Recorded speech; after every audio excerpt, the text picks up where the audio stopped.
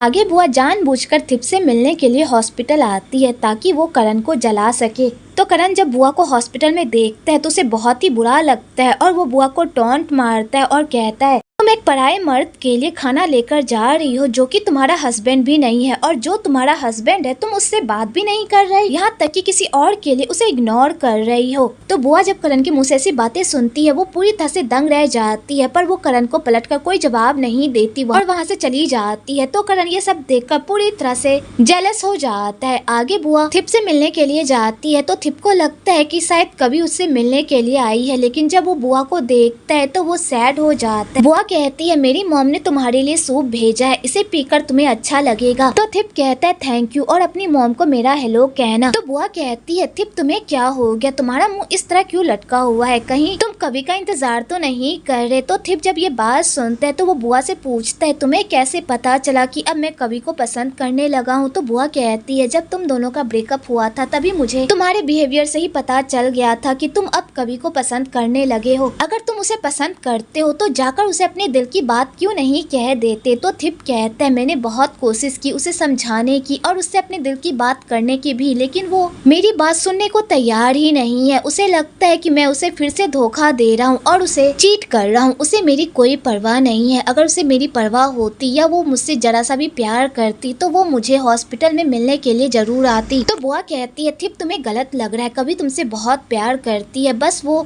तुम पर दोबारा भरोसा नहीं कर पा रही क्योंकि वो दोबारा खुद को टूटते हुए नहीं देखना चाहती। तो थिप कहता है, हाँ मैं मानता हूँ कि मैंने बहुत गलत किया है, लेकिन अब मैं क्या करूँ, मुझसे गलती हो गई है और मैं उसे समझाने की बहुत कोशिश भी कर रहा हूँ पर वो मेरी बात ही नहीं सुन रही। तो कवि कहती है, तुम फिक्र मत करो, मेरे पास एक आइडिया है जिससे तुम अपनी दिल की बात उससे आराम से कह पाओगे। आगे बुआ थिप और कवि को एक करने के लिए सीधा कवि के पास जाती है और उसे झूठ बोलती है कि थिप की हालत बहुत ही खराब हो गई है और पता नहीं उसे क्या हो गया है। तो कवि जैसे ये बात सुनती है वो दौड़ते हुए थिप के पास जाती है और थिप को इस तरह बेहोश देखकर वो पागलों की तरह करने लगती है और डॉक्टर को बुलाने लगती है, लेकिन तभी थिप उसे गले लगा लेता है और कहता है, मैं ठीक हूँ, मुझे कुछ भी नहीं हुआ है। तो कवि जब थिप की ये बात सुनती है उसे थिप पर बहुत ही गुस्सा आता है कि वो उसके साथ इतना घटिया मजाक कैसे कर सकता है, इसलिए कवि थिप की ऐसी हरकत पर थिप को खूब मारने लगती है। तो थिप कहता है, कभी मैं बीमार हूँ, क्या तुम मुझे ऐसे हाल में मारोगी, और मैंने ये सब इसलिए किया क्योंकि मुझे तुमसे बात करनी है। तो कभी कहती है, तुम्हें पता है तुम्हारी इस हरकत की वजह से मैं कितना डर गई थी। तो थिप कहता है, तो मैं क्या करता, तुम मेरी बात ही नहीं सुन रही थी और ऊपर से मुंह फुलाकर बैठी हुई थी। जब भी मैं तुम्हारे पास जाया करता था तुम हमेशा मुझे इग्नोर करती थी, इसलिए मैंने ये सब किया। और यहाँ पर थिप कवि को अपने करीब करता है और कहता है, कभी मुझे माफ कर दो, मैंने तुम्हारे साथ बहुत गलत किया है जिसकी माफी शायद मुझे इस जन्म में ना मिल सके, लेकिन अब मैं तुम्हें अपने आप से और दूर नहीं रख सकता क्योंकि मैं अब तुम्हें पसंद करने लगा हूँ, मैं तुमसे प्यार करने लगा हूँ और मैं अपनी पूरी जिंदगी तुम्हारे साथ गुजारना चाहता हूँ, प्लीज मुझे एक मौका दे दो। और यहाँ पर थिप कवि से अपने दिल की सारी बातें कर देता है जिसे सुनकर कवि की खुशी का कोई ठिकाना ही नहीं रहता क्योंकि फाइनली यहाँ पर थिप उससे अपनी फीलिंग शेयर कर रहा होता है जिसे सुनकर कवि की खुशी का कोई ठिकाना ही नहीं रहता और यहाँ पर थिप कवि को किस करने लगता है। वेल आपको यहाँ पर इन दोनों का रोमांस भी देखने को मिलेगा। आगे कवि थिप का ख्याल रखने के लिए हॉस्पिटल जा रही होती है तो उसके डैड उसे रोकते हैं और कहते हैं, ये सब क्या चल रहा है, तुम्हारा और थिप का तो ब्रेकअप हो गया था ना, तो फिर तुम उसका ख्याल रखने के लिए हॉस्पिटल क्यों जा रही हो। तो कभी यहाँ पर अपने डैड और अपने भाई को बताती है कि मेरा और थिप का पैचअप हो गया, अब हम दोनों कपल हैं। तो करण और उसके डैड जैसे ये बात सुनते हैं वो लोग तो पूरी तरह से शॉक्ड हो जाते हैं। तो यहाँ पर करण अपनी बहन को समझाने की कोशिश करता है कि तुम थिप पर दोबारा भरोसा मत करो, वो दोबारा तुम्हें धोखा देगा और तुम्हारा दिल तोड़ेगा क्योंकि वो तुमसे प्यार नहीं करता। तो कभी कहती, ऐसा कुछ भी नहीं है, थिप मुझसे बहुत प्यार करता है और ये बात उसने खुद अपने मुंह से कबूल की है और मुझे उस पर पूरा यकीन है, इसलिए हमारे रास्ते में मत आओ। तो करण कहता है, मैं अपनी बहन को दोबारा उस खाई में गिरते हुए नहीं देख सकता, मैं तुम्हें कह रहा हूँ ना, वो तुमसे प्यार नहीं करता। तो कभी कहती, हाँ मुझे पता है, पहले थिप मुझसे प्यार नहीं करता था लेकिन अब वो मुझसे प्यार करता है और मुझे उसके प्यार पर पूरा यकीन है, इसलिए मेरी चिंता छोड़ो और अपनी चिंता करो और जाकर बुआ से पैचअप करो, ठीक है। और कभी ये कहकर वहाँ से चली जाती है। इधर बुआ तालाब पर करण का इंतजार कर रही होती होती है ये सोचकर कि करण को तो अब पता चल गया होगा कि थिप और कभी एक दूसरे से बहुत प्यार करते हैं, तो अब उसका गुस्सा शांत हो गया होगा और वो मुझे मनाने के लिए जरूर आएगा। लेकिन अगर वो मुझे मनाने के लिए नहीं आया तो मैं क्या करूंगी। और इधर करण भी इसी कश्मकश में रहता है कि वो बुआ से सुलह कर ले या ना कर ले, क्योंकि बुआ तो अभी तक उसे मनाने के लिए उसके पास भी नहीं आई है और वो इसी बात को लेकर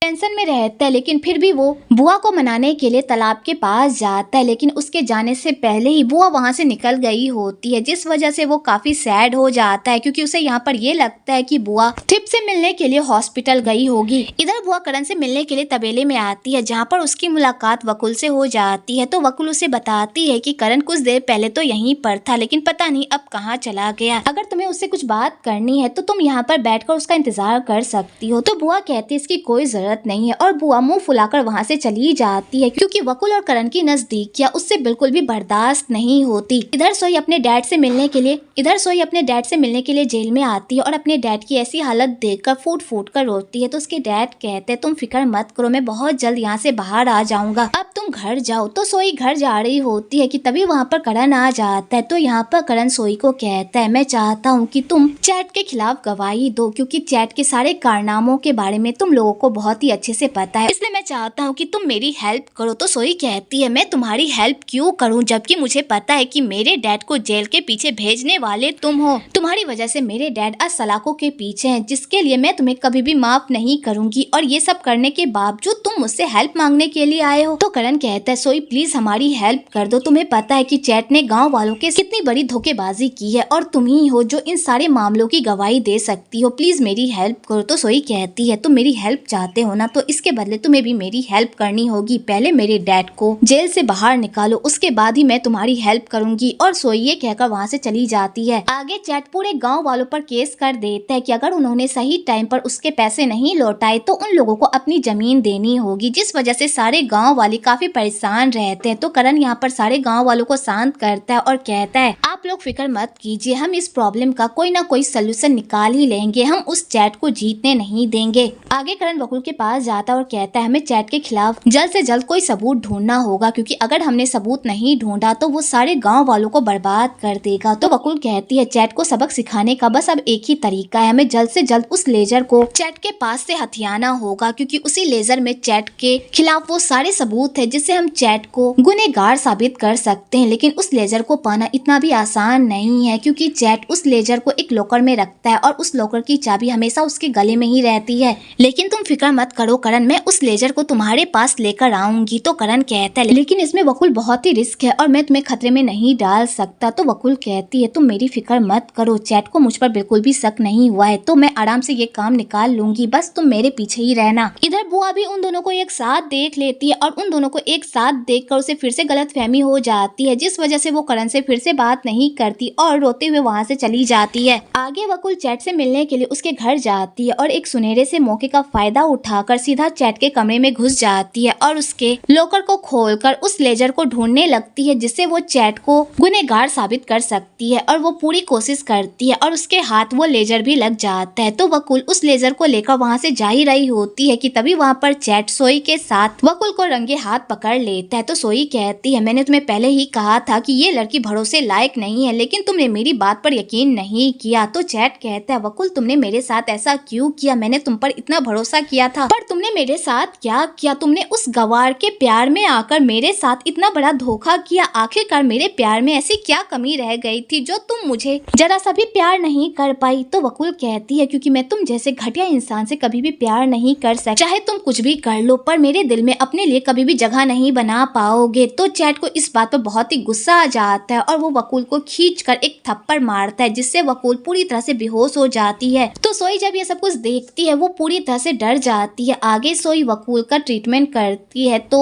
चैट वकुल को उठाकर बेड पर लेटाता है और सोई को कहता है अब तुम यहाँ से जाओ, मैं वकुल का ख्याल रख लूंगा। तो सोई जाने का नाम ही नहीं लेती। तो चैट कहता है वकुल मेरी फियांसे है तो मैं उसका अच्छे से ख्याल रख लूंगा, इसलिए यहाँ से दफा हो जाओ। और वो सोई को रूम से बाहर निकाल देता है। इधर करण को वकुल की काफी फिक्र हो रही होती है, इसलिए वो चोरी छुपे करण के घर घुस जाता है, जहाँ पर उसका सामना सोई से हो जाता है। तो सोई जैसे ही करण को देखती है वो पूरी तरह से शॉक्ड हो जाती है और वो करण को कहती है तुम यहाँ पर क्या कर रहे हो, कहीं तुम यहाँ पर वकुल को बचाने के लिए तो नहीं आए हो ना। तो करण जैसे ही वकुल का नाम सुनता है तो वो वो सोई से पूछता है कि वकुल को क्या हुआ, तो सोई उसे बताती है कि चैट वकुल के साथ रूम में है, पता नहीं वो उसके साथ क्या कर रहा होगा, प्लीज उसे बचा लो। इधर चैट वकुल के साथ जबरदस्ती करने लगता है और उसके साथ जबरदस्ती सोने की कोशिश करने लगता है। तो वकुल उसे रोकने की कोशिश करती है पर चैट उसकी एक बात भी नहीं सुनता और कहता है तुम मेरी फियांसे हो तो तुम्हारे साथ सोना या तुम्हें किस करना मेरा हक है। और यहाँ पर करण वकुल के साथ जबरदस्ती सोने लगता है, लेकिन सही टाइम पर करण आ जाता है और वकुल की इज्जत को बचा लेता है। और यहाँ पर करण चैट को खूब मारता है और उसे मार मार कर अधमरा करके वहाँ से वकुल को लेकर फरार हो जाता है। आगे चैट अपने सारे बंदों पर गुस्सा निकालता है कि उनके रहते हुए करण यहाँ पर कैसे पहुँच गया। तो वो सारे गुंडे उसे बताते हैं कि हमें नहीं पता कि करण यहाँ पर कैसे पहुँचा। तो चैट जैसे ये सारी बातें सुनता है तो वो समझ जाता है कि किसी ने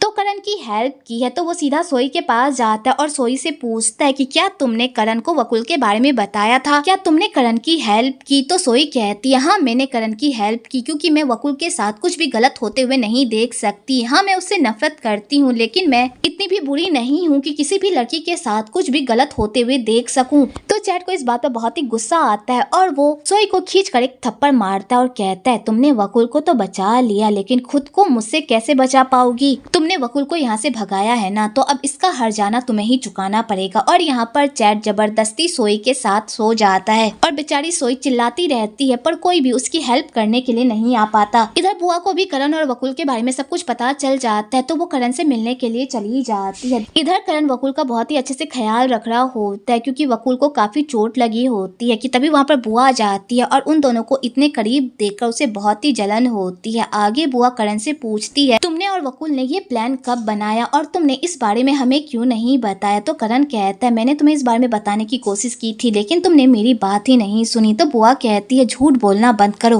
तुमने मुझे इस बारे में इसलिए नहीं बताया क्योंकि तुमने मुझे इस काबिल ही नहीं समझा, क्योंकि तुम्हारी नजरों में तो सिर्फ वकुल ही काबिल है ना, मैं नहीं। और यहाँ पर बुआ फिर से करण को गलत समझ लेती है और मुंह फुलाकर वहाँ से चली जाती है। आगे ठेकेदार को भी बेल मिल जाती है, तो वो अपनी बेटी से मिलने के लिए आता है और जब वो अपनी बेटी की ऐसी हालत देखता है वो तो पूरी तरह से शॉक्ड हो जाता है और अपनी बेटी से पूछता है कि ये सब कैसे हुआ। तो उसकी बेटी उसे पूरी बात बता देती है। तो ठेकेदार जब ये सारी बातें सुनता है वो पूरी तरह से गुस्से में आ जाता है, क्योंकि उसने जिस इंसान को अपनी बेटी की रक्षा करने के लिए रखा था उसी इंसान ने उसकी बेटी की इज्जत की धज्जियां उड़ा दी। इसलिए वो सीधा चैट के पास जाता है और वहां जाकर उस पर बहुत ही गुस्सा निकालता है, लेकिन तभी वहां पर चैट के बंदे उल्टा उसे ही पकड़ लेते हैं। तो यहाँ पर सोई के डैड चैट को कहते हैं तुमने मेरी बेटी के साथ ऐसा क्यों किया, मैंने तो तुम्हारा कितना साथ दिया था ना, फिर तुमने मेरी बेटी की इज्जत के साथ क्यों खेला। तो चैट कहता है क्योंकि तुम्हारी बेटी कुछ ज्यादा ही बन रही थी, उसने करण के साथ मिलकर मेरी फियांसे को भगाने की कोशिश की, तो इसकी सजा तो उसे मिलनी ही चाहिए ना। तुम्हारी बेटी ने गलती की थी इसलिए उसे उसकी सजा मिली, लेकिन अगर तुमने भी कोई गलती की या मुझसे पंगा लेने की कोशिश की तो भूलना मत कि मैं तुम्हें भी बर्बाद करने में एक मिनट नहीं लगाऊंगा। और यहाँ पर चैट ठेकेदार को धमकी देकर उसे अपने घर से धक्के मारकर भगा देता है। आगे ठेकेदार काफी परेशान रहता है क्योंकि वो चैट का कुछ भी नहीं कर पा रहा होता। तो सोई कहती है डैड मैं उस इंसान को बिल्कुल भी नहीं छोड़ूंगी, उसने मेरी जिंदगी पूरी तरह से बर्बाद कर दी है, जब तक मैं उसे बर्बाद नहीं कर देती तब तक मैं चैन से नहीं बैठूंगी। तो उसके डैड कहते हैं लेकिन हम चैट का कुछ भी नहीं बिगाड़ सकते, हमारे पास चैट के खिलाफ ऐसा कोई सबूत नहीं है जिससे हम उसे सजा दिलवा सके, और जो भी सबूत है वो सब चैट के पास है। तो सोई कहती है फिर मैं उस चैट के पास जाकर उस सबूत को ऐसे गायब करूंगी कि चैट को कुछ पता भी नहीं चलेगा। आगे सोई सीधा चैट के पास जाती है और उसे अपनी सेक्सी अदाओं से रिझाने की कोशिश करती है। तो चैट भी इतना बड़ा बेवकूफ होता है कि वो सोई के इस चाल को समझ ही नहीं पाता और उसके हुस्न के जाल में इस तरह फंस जाता है कि उसे सोई के अलावा कोई दिखाई नहीं देता। आगे सोई चैट के साथ रात गुजारती है और उसके बाद चैट के लेजर को लेकर वहाँ से दफा हो जाती है और चैट को पता भी नहीं चलता। अगली सुबह जब चैट उठता है और अपनी तिजोरी खोलकर देखता है तो उसकी तिजोरी में वो लेजर नहीं रहता, जिसे देखकर वो पूरी तरह से पगला जाता है और वो समझ जाता है कि ये सारा कारनामा किसी और का नहीं बल्कि सोई का है। तो चैट अपने सारे गुंडे सोई के पीछे लगा देता है उसे पकड़ने के लिए, ताकि वो उससे उस लेजर को हासिल कर सके। इधर सोई और उसके डैड चैट के डर से वहाँ से भाग रहे होते हैं कि तभी वहाँ पर चैट का गुंडा उन लोगों को पकड़ने की कोशिश करता है, लेकिन सही टाइम पर करण का बंदा आ जाता है और उन लोगों को सेफली सिप के घर लेकर जाता आता है ताकि वहाँ पर उन लोगों को वो सही सलामत रख सके। तो यहाँ पर ठेकेदार थिप के डैड से माफी मांगता है क्योंकि उसने चैट का साथ देखकर बहुत ही बड़ी गलती की होती है। तो यहाँ पर थिप के डैड उसे माफ कर देते और कहते हैं जब तक ये मामला ठंडा नहीं हो जाता तब तक तुम लोग मेरे ही घर पर रहोगे। आगे करण भी सोई से मिलने के लिए आता है तो सोई यहाँ पर करण को थैंक यू कहती है क्योंकि अगर आज करण ने सही टाइम पर आकर उन लोगों की हेल्प नहीं की होती तो पता नहीं चैट के बंदे उन लोगों के साथ क्या करते। तो करण कहता है कोई बात नहीं, ये तो मेरा फर्ज था। तो सोई कहती है मैं उस चैट को बिल्कुल भी नहीं छोड़ूंगी बल्कि उसे सजा दिलवा कर रहूंगी और मेरे पास चैट का वो लेजर है और उस लेजर में चैट के खिलाफ वो सारे सबूत हैं जिससे हम चैट को सलाखों के पीछे डाल सकते हैं। तो करण जैसे ये सब सुनता है वो बहुत ही खुश हो जाता है। इधर चैट के गुंडे चैट के पास आते हैं और उसे बताते हैं कि हम सोई और उसके डैड को नहीं पकड़ पाए क्योंकि करण ने पहले ही उन लोगों को रेस्क्यू करके थिप के घर भेज दिया है और अब हम थिप के घर नहीं जा सकते। तो चैट जैसे ये सारी बातें सुनता है वो तो गुस्से से पागल हो जाता है कि अगर वो लेजर कोर्ट में सबमिट हो गया तो उसकी सारी पोल पट्टी सबके सामने खुल जाएगी और सारे गांव वाले पूरी तरह से रिहा हो जाएंगे।